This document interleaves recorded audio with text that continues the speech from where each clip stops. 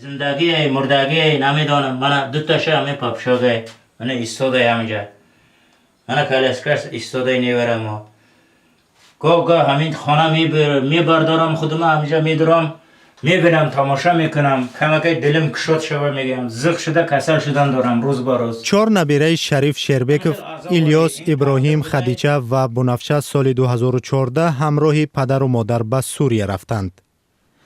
اسمت پدری آنها در صف گروه تندروی دولت اسلامی می جنگد. رفته که سوریه رفته که کیلی نمیخوانش. حجره را که اویلای پسرش میزیست، شریف شربکوف با امید برگشت نبیره هایش گاه گاه روبوچین می کند. همین که انجام همین که کرپتوشه که گلم استوده. پرتافته همینه رفته. من خراوله کرده شدم همینجا.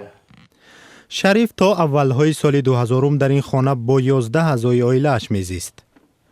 فاجعه زندگیش بعد برگشت اسمت فرزند بزرگش از مهاجرت روسیه سر شد. یکی اومد 1 سال همینجا بیزار کرد. بعد جنگ کردیم. چند تا تو احمقی نکرد دیگر این کار.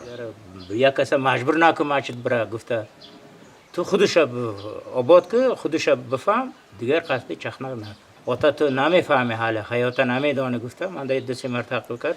دو پسرش اسدالله 30 ساله و رحمت الله 27 ساله، کلینش عایشه و 4 نبیره با تشویقات و پافشاری اسمت به سوریه رفتند. از آنجا به ترغیب اعضای باقی مانده عائله پرداختند. جخلم برآمد زنم خاطر جنگ کردیم. من گفتم من پسرت گفتم من خیلی مجبور کردن دوره میکنه گفت نکنه گفت من جمعه برای خانه برم. همین طور شریف میگوید او را از خانه راندند. همسرش عدالت و 2 کلین دیگرش آلمخان و دلفروز را مقامات امنیت سال 2015 در شهر اسفره در راه به سوی سوریه بازداشت کردند. 2 کلینم یک زنم ای خانه ایمان باجا هیچ کس نفهمیده گفته روز عید برآمدگی. از زنم نارکته ترمده عذابای هر ماه میرم 20 نان و داره دارما میبرم و دولی نداره دلکسل داره خواه بیچاره.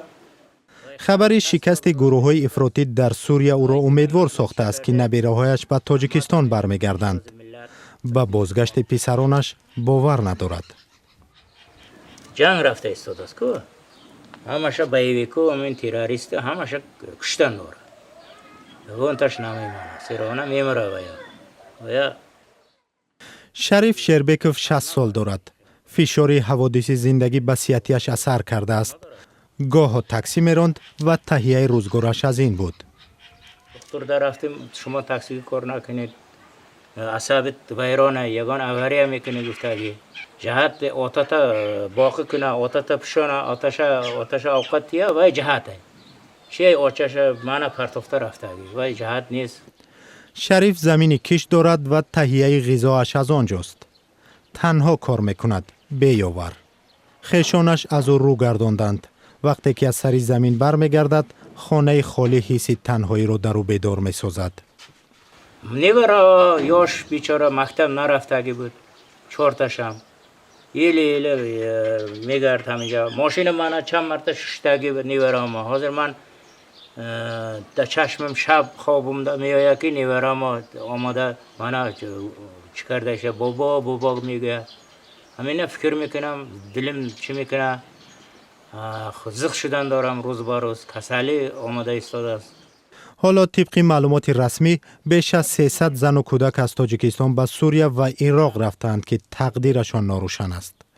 بیشتری آنها با فشار مردان خانواده به مکانهای ناامن رفتند. من بچه هم همین گندش برآمد. من خیلی کسل شدیم. من خیلی کارم نبرآمد. روزم گذاشتم قین تای منه.